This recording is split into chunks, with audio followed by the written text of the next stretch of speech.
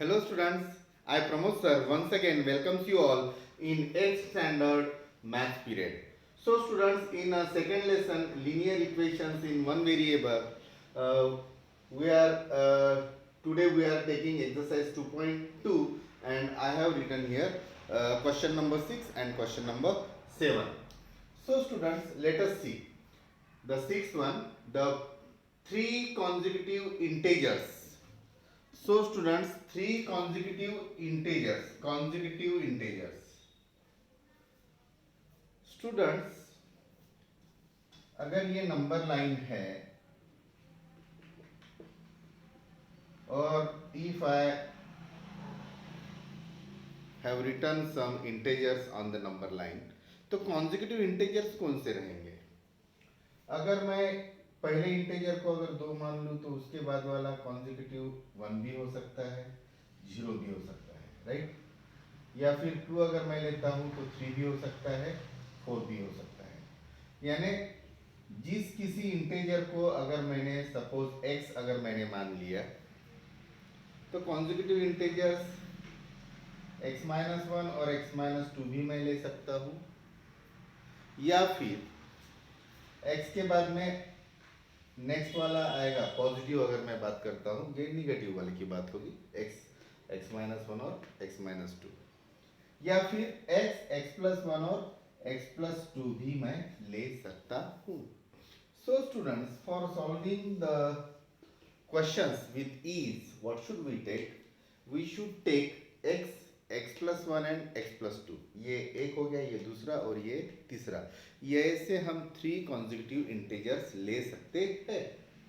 So students, ज़्यादा complications बढ़ाने से बेटर है कि हम क्या ले लें उनको, rather than x-1 and x-2, we can take x+1, x+2.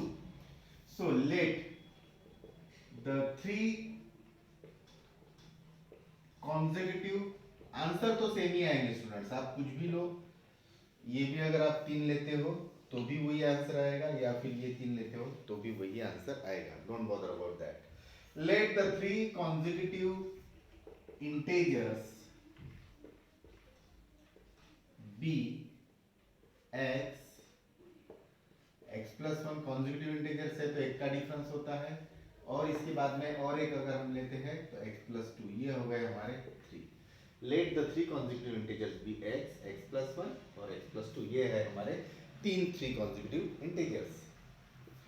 So student, as per given condition you can write, or you can write adds up to 51, यानी तीनों के एडिशन 51 आ रही है, तो you can write as per given condition or their sum is 51, उनके addition या सम कितनी है स्टूडेंट्स? 51। therefore हम क्या लिख सकते हैं? x प्लस, ये पहला हो गया, दूसरा है x+1, उसके बाद वाला कॉन्जिक्यूटिव, और उसके बाद वाला कॉन्जिक्यूटिव है x+2, ये तीनों की एडिशन कितनी आ रही है? 51। So students, I hope it's very easy linear equation now. So x plus x अगर हम करते हैं तो it will become 3x, +1 +2 अगर करते हैं तो +3, यानी ये +1 और ये +2 कितना आ जाएगा? 3, और ये x और x, ये तीनों बार अगर ऐड करते हैं तो 3x हो जाएगा, राइट?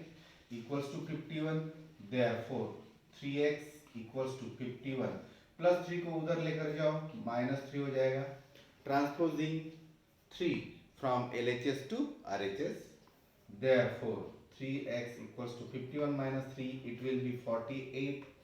अभी स्टूडेंट्स, ये जो 3 न्यूमरेटर में है वो डिनोमिनेटर में जाएगा, यानी मल्टीप्लिकेशन में जो था 3 वो LHS से RHS में जाते वक्त डिवाइड में जाता है। So students, what we get, x equals to 16। हमको x की वैल्यू कितनी मिली स्टूडेंट्स? 16। तो उसके बाद वाला जो है वो x+1 है, तो x+1 कितना हो जाएगा? तो x+1 हो जाएगा 16 + 1, ये 17 हो जाएगा, और x+2 भी है स्टूडेंट्स, x+2 यानी 16 + 2, तो वो हो जाएगा 18। So students, you can see the three consecutive integers are 16, 17 और 18, और ये तीनों की अगर आप एडिशन करके देखोगे definitely what will we get 51. So students, we can conclude our answer in this way. Therefore the three consecutive integers are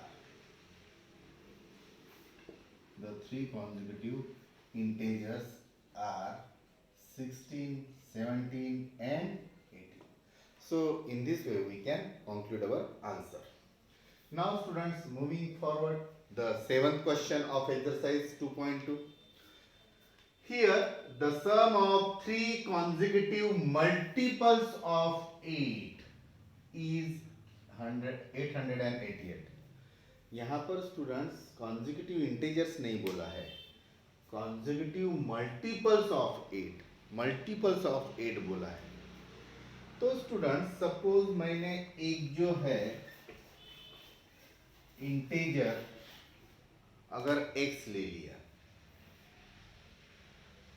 late the three consecutive multiples of 8 है स्टूडेंट्स. क्या है? Multiples of 8 are. अगर मैंने एक को x ले लिया, ठीक है, यानी मल्टीपल्स ऑफ 8 में मैंने एक को क्या लिया? x ले लिया. तो इससे ज्यादा, 8 से ज्यादा अगर ये x है स्टूडेंट, तो इससे 8 से ज्यादा वाला मल्टीपल क्या होगा? तो ऑफ कोर्स x प्लस 8 हो जाएगा. इसके बाद वाला 8 का मल्टीपल तो यही रहेगा, और इसके बाद वाला और 8 का, क्योंकि कॉन्जिक्यूटिव तीन तीन चाहिए, ये अगर एक हो गया, ये दूसरा हो गया, तो of course it will be, और 8 ऐड कर दो तो 16 हो जाएगा. So these are the three consecutive multiples of 8. ये थ्री कॉन्जिक्यूटिव मल्टीपल्स हो जाएंगे 8 के.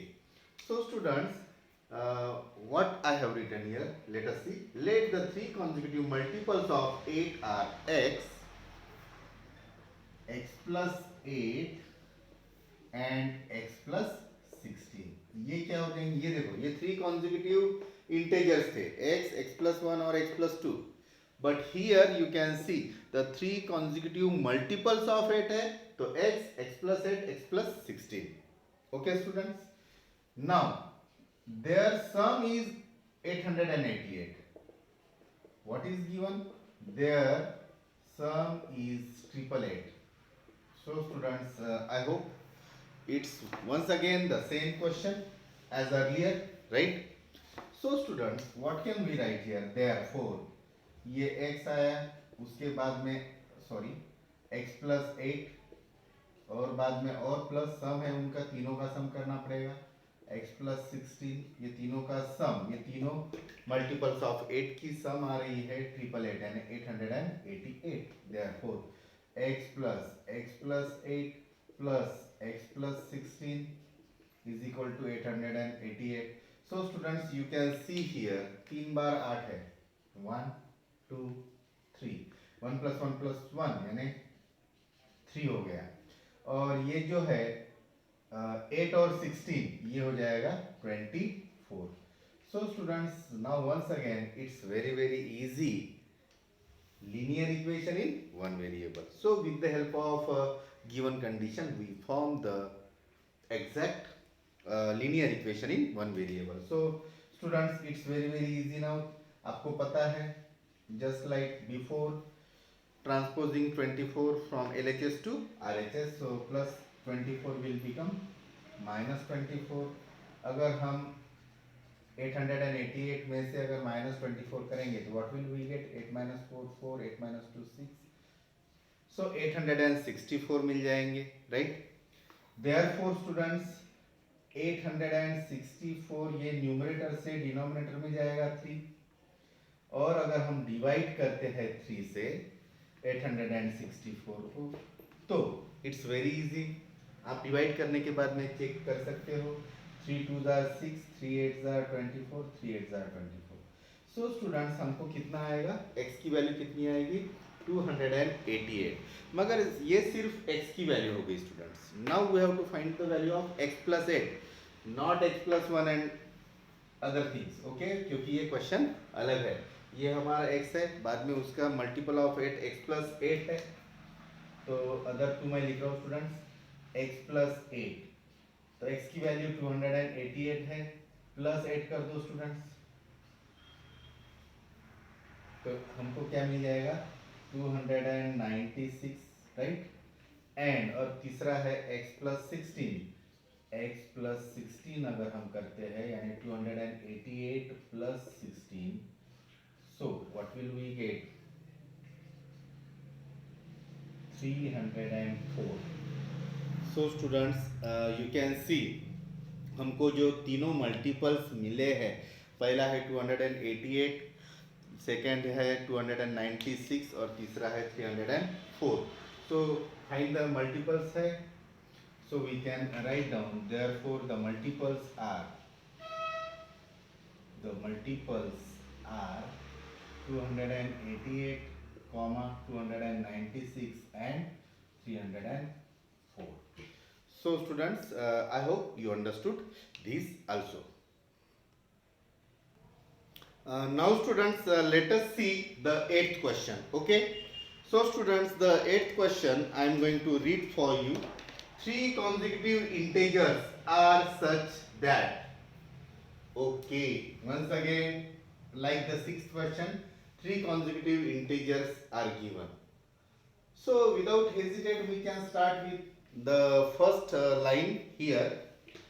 let the three consecutive integers be x, x plus 1 and x plus 2। Increasing order में हमने लिया है ऑलरेडी, ये छोटा उससे बड़ा तो इंक्रीजिंग ऑर्डर है। अगर हम x, x माइनस वन और x माइनस टू लेते हैं तो ये डिक्रीजिंग ऑर्डर में, क्योंकि ये बड़ा हो जाएगा, ये इससे छोटा, ये इससे छोटा, तो इंक्रीजिंग ऑर्डर में यही लेने पड़ेंगे x, x plus 1 and x plus 2, such that when they are taken in increasing order, okay, we have taken in increasing order, okay, and multiplied by 2, 3 and 4 respectively, यानी 2, 3 और 4 इंक्रीजिंग ऑर्डर में लेने के बाद में, ये इंक्रीजिंग ऑर्डर है students. इसके पहले मैंने जो लिखा था x, x माइनस वन और x माइनस टू, वो जो है वो डिक्रीजिंग ऑर्डर में, क्योंकि यहाँ पर ये इंक्रीजिंग, ये छोटा रहेगा, इससे बड़ा ये आएगा आंसर, इससे बड़ा ये आंसर आएगा, so it is increasing order, okay. So इनको अगर हम किससे 2, 3 एंड 4, यानी इसको मैंने 2 से मल्टीप्लाई कर दिया, इसको 3 से, और उसके बाद वाला जो सबसे बड़ा है उसको 4 से अगर मल्टीप्लाई कर दिया, दे एड अप टू 74। तो उनका जो आंसर है स्टूडेंट्स वो आएगा 74, यानी 2 से मल्टीप्लाई करने के बाद में, 3 से मल्टीप्लाई करने के बाद में और 4 से मल्टीप्लाई करने के बाद में इनके एडिशन करेंगे तो 74 आ रही है, ओके। Find this numbers. तो उन नंबर्स को तो हमने ले लिया कि वो 3 कॉन्जिक्यूटिव इंटीजर्स जो है x, x प्लस 1 और x प्लस 2 है। Now students as per given condition हम डायरेक्टली लिख लेंगे, क्योंकि उतने बड़े सेंटेंसेस लिखने की जरूरत नहीं पड़ेगी हमको, राइट।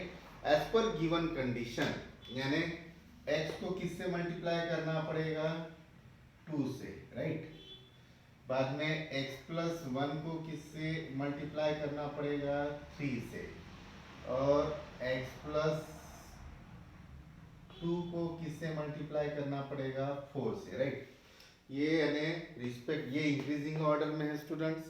बाद में इसको 2 से, इसको 3 से और इसको 4 से मल्टीप्लाई करके अगर इनकी एडिशन करते हैं, राइट, अगर इनकी एडिशन करते हैं, देखो स्टूडेंट्स, तो ये एडिशन आती है 74, right. So students with the help of given condition what we did, we just form a mathematical statement here। now students let us solve this। 2 into x, of course it will be 2x, plus now students देखो यहाँ पर distributive property use करनी पड़ेगी, बराबर 3 into x 3x plus 3 1 जा 3, okay. यहाँ पर भी distributive property plus 4 into x 4x plus 4 2s are 8 equals to 74. So students, now it's very easy to calculate, right? So सबसे पहले 2x 3x और 4x इनकी एडिशन करेंगे. 2 plus 3 5, 5 plus 4 9, यानी ये हो गया 9x. लेटर ऑन हम क्या करेंगे स्टूडेंट्स, ये प्लस 3 है प्लस 8 है, तो ये क्या बन जाएगा 3 plus 8, राइट, ये बन जाएगा 11 इक्वल्स टू ये 74. So students it's very easy now. Plus 11 जो LHS में है उसको हम ट्रांसपोज कर देते हैं RHS में, तो plus 11 will become minus 11. So 9x equals to 74 minus 11 कितना आएगा, it will be 63. So x equals to 63 divided by 9, ये numerator goes to the denominator. So students x का आंसर जो है 9 7s are 60. So the x is 7. That means this x जो है, ये जो पहला आंसर है हमारा वो 7 आया है. सेकंड x प्लस 1 है, देयरफॉर x प्लस 1 निकाल लेंगे, यानी 7 प्लस 1, उससे बड़ा वाला नंबर आएगा 8. बाद में x प्लस 2 निकाल लेंगे स्टूडेंट्स, तो 7 प्लस 2, उससे भी बड़ा आएगा 9. Therefore, the three consecutive integers are